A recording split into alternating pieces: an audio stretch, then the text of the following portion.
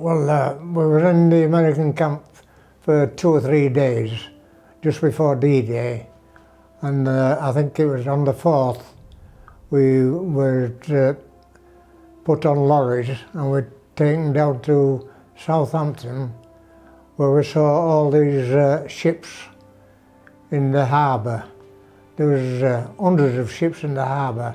We'd never seen anything like it before as regards these ships.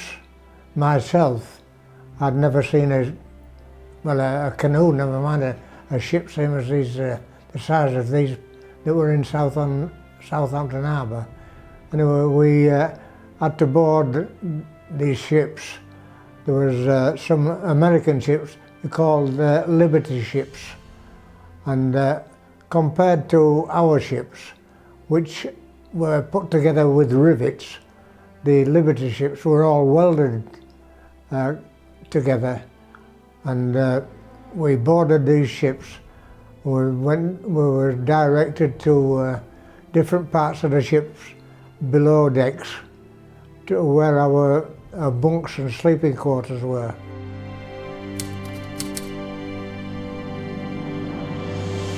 We slept that night on the ships, and the following day we was told to go up on the decks, and officers were explaining different things what we were told to expect when we went across to France.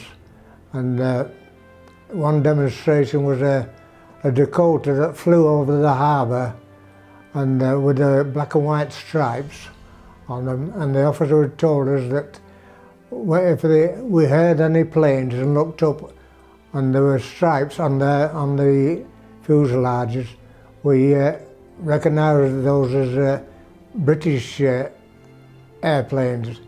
Anybody with no stripes on was an enemy as far as we were concerned.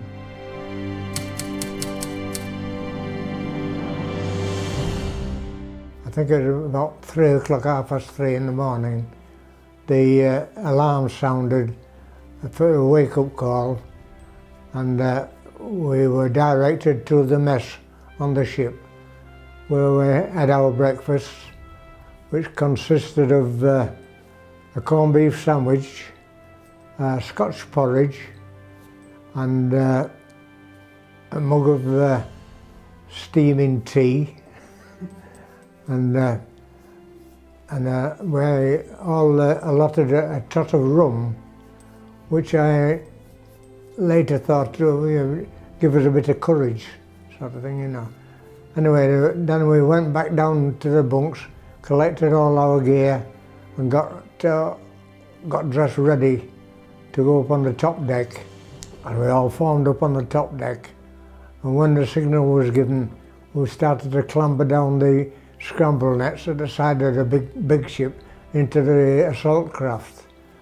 And that was a bit scary at first, because the landing craft, the sea was a bit rough, and the landing craft was going up and down, and the big ship what we were on was going from side to side, so we had to coincide our jumps from the scrambling net into the landing craft, so we didn't have any accidents as regards going from the scrambling net into the landing craft.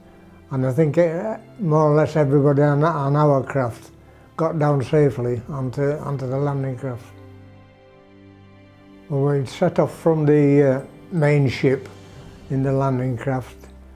We headed towards the shore, and as we looked towards the shore, which we could hardly see for the smoke and all the rubbish that was flying about, and as we approached the shore, we saw the battleships and the rockets doing their business, firing shells and rockets onto the shore, and it was horrendous, the noise. And we were approaching the beach, which we could just make out through the smoke and the dust, what was created by the shells and what have you. And we finally got to the beach, and our naval chap that was driving our landing craft, he got us right up to the beach, and they dropped the ramp, and we stepped off into about a foot or 6 inches of water.